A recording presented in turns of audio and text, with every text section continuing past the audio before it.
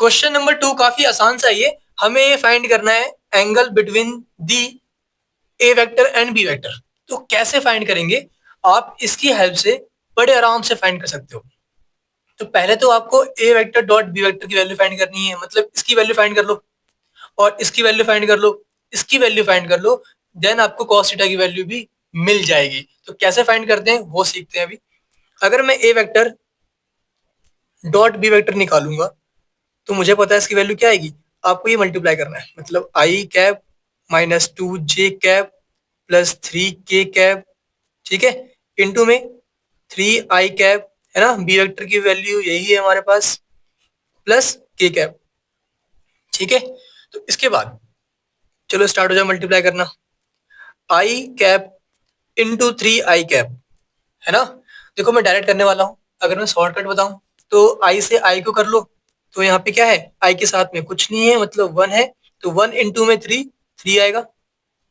फिर minus two into में जे को जे से मल्टीप्लाई करना है, ठीक है। माइनस टू इंटू में माइनस टू प्लस का फोर आएगा, है ना।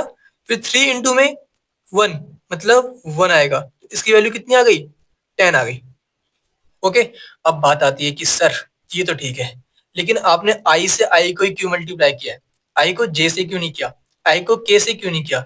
क्योंकि भाई ये बात हमने सीखी थी, आई को आई के साथ करने पे हमें वन मिलता है ना। इसलिए यहाँ पे आई, वन आई प्लस वन आई इंटू थ्री आई करने पे हमें क्या मिला, थ्री मिला। क्यों मिला? क्योंकि यहाँ पे हुआ क्या है, आई इंटू में थ्री आई, तो थ्री इंटू में आई का स्क्वायर, और हमें पता है आई इंटू आई क्या होता है, वन होता है ना। आई डॉट आई क्या होता है, वन होता है, ठीक है। तो ये हमारे पास इसलिए थ्री हो गया था। फिर सर आपने आई डॉट जे क्यों नहीं किया, मतलब आई डॉट माइनस टू जे? तो इसका आंसर है यहाँ पे लिखा हुआ है, आई डॉट जे हो, मतलब डिफरेंट से अगर मल्टीप्लाई हो, डॉट प्रोडक्ट हो तो जीरो आता है, जे डॉट के हो जीरो आता है, के डॉट आई हो जीरो आता है। तो अगर आप डिफरेंट से करोगे ना तो हमेशा जीरो आएगा। इसलिए हमने शॉर्टकट में सेम सेम से कर लिया, आई से आई को कर लिया, जे से जे को कर लिया, के से के को मल्टीप्लाई कर लिया। और अब फिर आई स्क्वायर की वैल्यू वन आती है तो इंटू में वन लिखो या मत लिखो एक ही बात है। फिर जे इंटू जे वन आएगा, इसलिए फोर इंटू में वन नहीं लिखा गया, सिर्फ फोर लिखा गया। ओके, तो ये आप डायरेक्ट कर सकते हो, सिंपल सी बात है, याद हो गई होगी। आई से आई, जे से जे, के से के, आपको मल्टीप्लाई करना है बस। ओके, तो ए डॉट बी वेक्टर तो आ चुका है, अब निकालते हैं मैग्नीट्यूड ऑफ ए वेक्टर। तो बताओ मैग्नीट्यूड ऑफ ए वेक्टर क्या आएगा, सोच समझ के बोलना। मैग्नीट्यूड निकालना हमने सीख रखा है, पिछले ही एक्सरसाइज में सीखा था हमने। मैग्नीट्यूड कैसे निकलता है, अगर मुझे ए वेक्टर का मैग्नीट्यूड निकालना होगा तो मैं आई, जे और के कोफिशिएंट का स्क्वायर करूंगा और उसके ऊपर रूट लगा दूंगा। याद आ गया?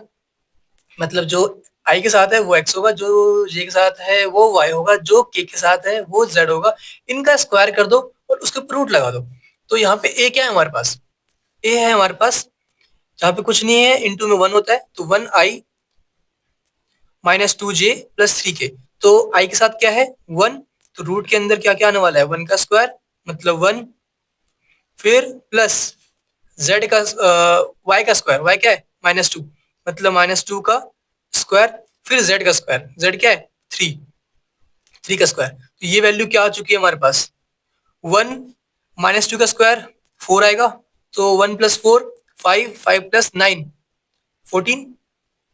ओके, ऐसे ही बी वेक्टर का मैग्नीट्यूड भी निकाल लो, मैग्नीट्यूड ऑफ बी वेक्टर ये क्या आने वाला है बताओ।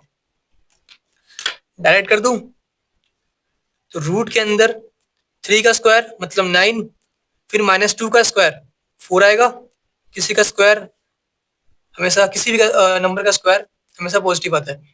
फिर यहाँ पे के साथ कुछ नहीं है, मतलब वन है, मतलब वन का स्क्वायर वन आने वाला है, तो ये भी क्या आ गया, रूट के अंदर 14। ओके, तो ये वैल्यू आ चुकी है। अब आपको सिर्फ इसमें वैल्यूज को पुट करना है और आपको आंसर मिल जाएगा। तो मैं पुट करता हूँ, मैं जानता हूं कि A vector dot B vector की वैल्यू क्या होती है, magnitude of A vector into magnitude of B vector into में कॉस थीटा।